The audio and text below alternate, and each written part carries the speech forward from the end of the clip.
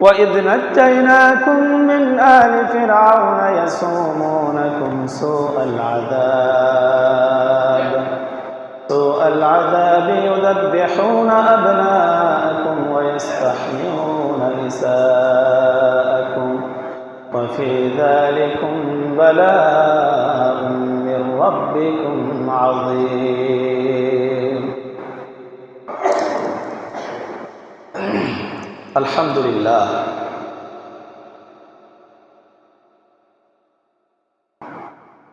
প্রশংসা আদায় করছি মহান আল্লাহ সুবহানাহু ওয়া তাআলা, যে আল্লাহ সুবহানাহু ওয়া তাআলা রাতকে দিনে রূপান্তরিত করেন। প্রশংসা আদায় করছি সেই আল্লাহ, যে আল্লাহ সুবহানাহু ওয়া তাআলা মায়ের গর্ভে পুত্র অথবা কন্যা সন্তান দান করেন। প্রশংসা সেই আল্লাহ, যে আল্লাহ আমাদেরকে সৃষ্টি করেছেন এক ফোঁটা তুচ্ছ পানি হতে, এরপরে তৈরি করেছেন সুন্দরতম অবয়বে।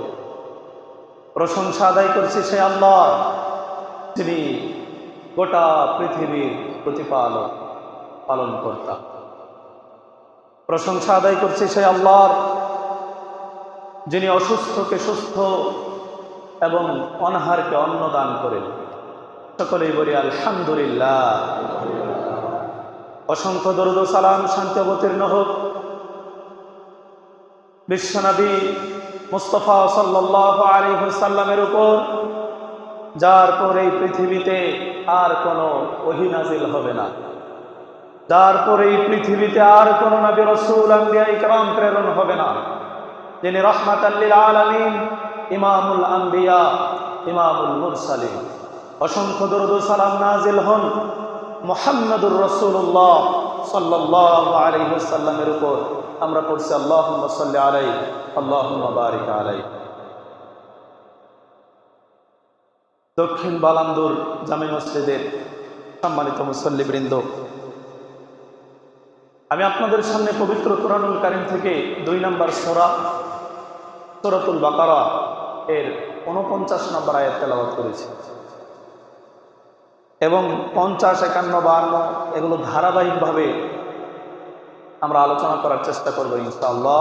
ওয়া মা তাওফীকি ইল্লা বিল্লাহ, আলাইহি তাওয়াক্কালতু ওয়া ইলাইহি উনীব। সম্মানিত হাজিরিন, আজকের সংক্ষিপ্ত জুমার খুতবার বিষয় বানী ইসরাইল এর চরিত্র এবং উম্মতে মুহাম্মদের চরিত্র। বানী ইসরাইলের চরিত্র কেমন ছিল আর আমাদের চরিত্র কেমন, এর উপরে সংক্ষিপ্ত কিছু কথা বলে আজকের জুমার খুতবা শেষ করব ইনশাআল্লাহ। ওয়া মা তাওফীকি ইল্লা বিল্লাহ। সম্মানিত হাজিরিন, বানী ইসরাইল এমন একটি জাতি যার ব্যাপারে আল্লাহ সুবহানাহু ওয়া তাআলা পবিত্র কোরআনুল কারীমে একবারে বিস্তারিত আলোচনা করেছেন। এত বিস্তারিত আলোচনা করেছেন যে পবিত্র কোরআনুল কারীমে আর কোনো জাতির, আর কোনো গোত্রের কথা এত বিস্তারিত আলোচনা করেননি। কোরআন এমন একটি গুরুত্বপূর্ণ কিতাব যেখানে আল্লাহ সুবহানাহু ওয়া তাআলা বলছেন যালিকাল কিতাব লা রাইবা ফীহ, এটি এমন একটি কিতাব যার মধ্যে কোনো সন্দেহের লেশমাত্র নেই। এমন একটি দামি কিতাবে, এমন একটি গুরুত্বপূর্ণ কিতাবে, যে কোরআনের প্রত্যেকটা আয়াত দামি, যে কোরআনের প্রত্যেকটা বাক্য দামি, যে কোরআনের প্রত্যেকটা শব্দ দামি, যে কোরআনের প্রত্যেকটা হরফ দামি, সেই এত গুরুত্বপূর্ণ কিতাবের মধ্যে আল্লাহ সুবহানাহু ওয়া তাআলা একটা লম্বা সময় ধরে বানী ইসরাইলের কাহিনী বর্ণনা করেছেন আল্লাহ সুবহানাহু ওয়া তাআলা। এই বানী ইসরাইলের কাহিনী আল্লাহ সুবহানাহু ওয়া তাআলা এত বিস্তারিত কেন বললেন?